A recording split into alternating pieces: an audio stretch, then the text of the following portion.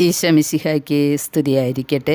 പ്രിയ കൂട്ടുകാരെ, ഇന്ന് ജനുവരി 18 ഇന്ന് മുതൽ 25 വരെ നമ്മൾ നടത്തേണ്ട അഷ്ടദിന പ്രാർത്ഥനകളുണ്ട്. രാവിലെ ഈ ഓഡിയോ പോസ്റ്റ് ചെയ്യാനായിട്ട് സാധിച്ചില്ല എങ്കിലും ഇന്ന് തന്നെ ഇത് എത്തും നിങ്ങളുടെ കയ്യിലെന്ന് വിചാരിക്കുന്നു. ഈ പ്രാർത്ഥന വാരത്തിൽ ഓരോ ദിവസവും ഓരോ പ്രത്യേക നിയോഗത്തിനായിട്ട് പ്രാർത്ഥിക്കണം എന്ന് നിർദ്ദേശിച്ചിട്ടുണ്ട്. 1908 അറ്റോൺമെൻറ്റ് സന്യാസ സഭയുടെ സ്ഥാപകനായ ഫാദർ പോൾ ജെയിംസ് ഫ്രാൻസിസ് അവറുകളാൽ സ്മാരബദ്ധമായ ഐക്യവാരത്തിൻ്റെ സുവർണ ജൂബിലി 1958 കൊണ്ടാടിയിട്ടുണ്ടായിരുന്നു. ഈ അവസരത്തിൽ വൈദിക അംഗീകാരത്തോടുകൂടി പൊതുനിയോഗങ്ങളെ ഇന്ത്യക്ക് വേണ്ടി പ്രത്യേകം ഭേദഗതി ചെയ്ത് പ്രസിദ്ധപ്പെടുത്തിയിട്ടുള്ളതാണ് ഈ പ്രാർത്ഥനകൾ. ജനുവരി 18 ഏക ഇടയനായ വിശുദ്ധ പത്രോസിൻ്റെ തൊഴുത്തിലേക്ക് മറ്റെല്ലാ ആടുകളും പിന്തിരിഞ്ഞ് വരുന്നതിന് വേണ്ടിയാണ് നമ്മൾ നിയോഗം വെച്ച് പ്രാർത്ഥിക്കേണ്ടത്. ജനുവരി 19 ശ്ലൈഹിക സിംഹാസനത്തിൻ്റെ ഐക്യത്തിലേക്ക് എല്ലാ പൗരസ്ത്യ ഭിന്ന വകുപ്പുകാരും വിശിഷ്യ ഇന്ത്യയിലെ യാക്കോബായക്കാരും തിരിച്ചു വരുന്നതിന് വേണ്ടിയാണ് നമ്മൾ പ്രാർത്ഥിക്കേണ്ടത്. ജനുവരി 20 മാതൃസഭയായ പരിശുദ്ധ റോമൻ കത്തോലിക്ക സഭയിലേക്ക് ആംഗ്ലേയ സഭയും മറ്റെല്ലാ ദേശീയ സഭകളും തിരിച്ചു വരുന്നതിന് വേണ്ടിയാണ് പ്രാർത്ഥിക്കേണ്ടത്.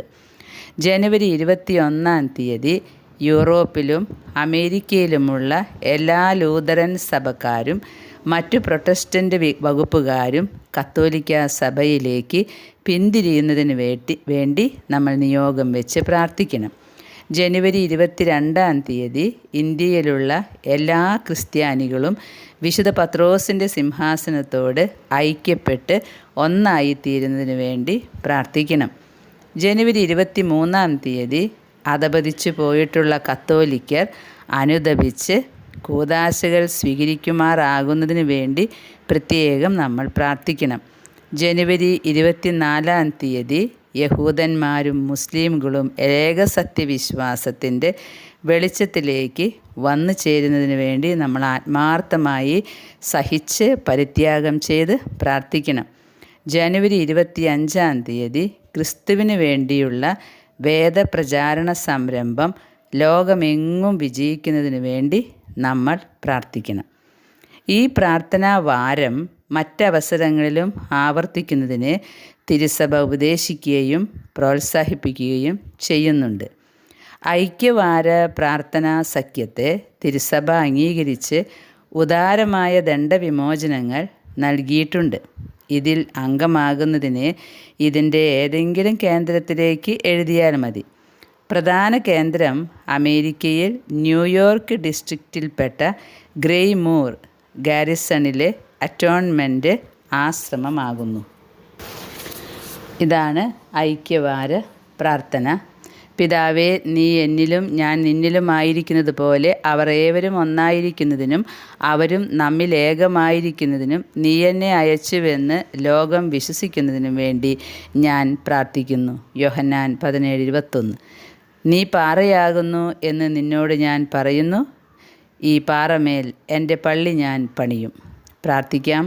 ഞാൻ സമാധാനം നിങ്ങൾക്കായി വെച്ചിരിക്കുന്നു, എൻ്റെ സമാധാനം നിങ്ങൾക്ക് ഞാൻ തരുന്നു എന്ന് ശ്ലീഹന്മാരോട് അരുളി ചെയ്ത ഈശോ മിശിഹാ കർത്താവേ, നിത്യമായി ജീവിച്ചു വാഴുന്ന ദൈവമാകുന്ന നീ ഞങ്ങളുടെ പാപങ്ങളെ ഓർക്കാതെ നിൻ്റെ സഭയുടെ വിശ്വാസത്തെ മാത്രം ഓർത്ത് നിൻ്റെ തിരുമനസ്സിന് അനുയോജ്യമായ സമാധാനവും ഐക്യവും ഞങ്ങൾക്ക് നൽകണമേ.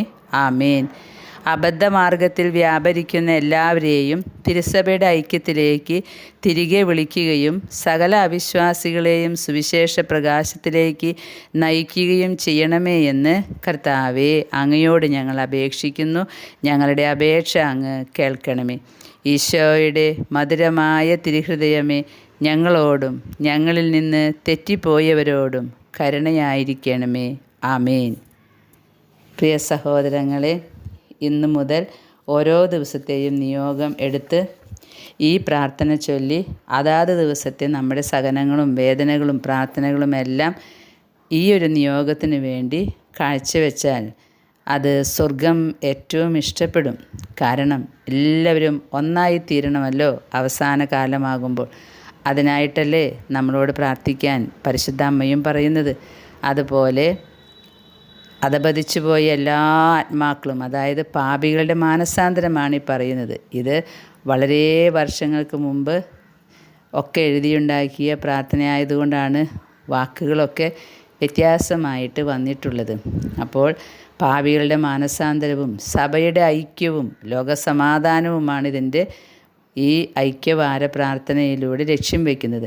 നമുക്ക് ഇന്ന് മുതൽ പ്രാർത്ഥന തുടങ്ങാം. ഇന്ന് 18-ാം തീയതി ഏക ഇടയനായ പത്രോസിൻ്റെ തൊഴുത്തിലേക്ക് എല്ലാ ആടുകളും പിന്തിരിഞ്ഞു വരുന്നതിന് വേണ്ടി ഇന്നത്തെ നമ്മുടെ സഹനങ്ങളും പ്രാർത്ഥനകളും എല്ലാം നമുക്ക് ഈശോയുടെ അതിവിശുദ്ധമായ പീഡാസഹനങ്ങളോട് ചേർത്ത് പരിശുദ്ധ അമ്മയുടെ വിമല ഹൃദയത്തിൻ്റെ സ്നേഹാഗ്നി ജ്വാലയെ ഓർത്ത് പിതാവായ ദൈവത്തിന് ഇത് വിമല ഹൃദയത്തിലൂടെ നമുക്ക് കാഴ്ചവെക്കാം. ഏറ്റവും വേഗത്തിൽ ലോകം മുഴുവൻ ഒരു വിശ്വാസത്തിന് കീഴാകാൻ ദൈവമേ ഇടവരുത്തണമേ. അതുപോലെ ലോകം മുഴുവനുമുള്ള സകല പാപികളും ജാതി മത വ്യത്യാസമില്ലാതെ എല്ലാവരും അനുദപിച്ച് ദൈവമായ കർത്താവിൻ്റെ മുമ്പിൽ ആഴമായ അനുതാപത്തോടെ എളിമയോടെ ആയിരിക്കാനുള്ള വരം ഓരോ മക്കൾക്കും ലഭിക്കാൻ വേണ്ടി, അങ്ങനെ സ്വർഗസ്ഥനായ ഞങ്ങളുടെ പിതാവേ എന്ന പ്രാർത്ഥനയിൽ പറയുന്നത് പോലെ അവിടുത്തെ പോലെ ഇവിടെയും ആകാൻ നമുക്ക് ഒന്നു ചേർന്ന് പ്രാർത്ഥിക്കാം. ധാരാളം ജപമാല ചൊല്ലി ഈ നിയോഗത്തിനായിട്ട് കാഴ്ചവെക്കാം. ദൈവം നമ്മെ അനുഗ്രഹിക്കട്ടെ. ആമേൻ.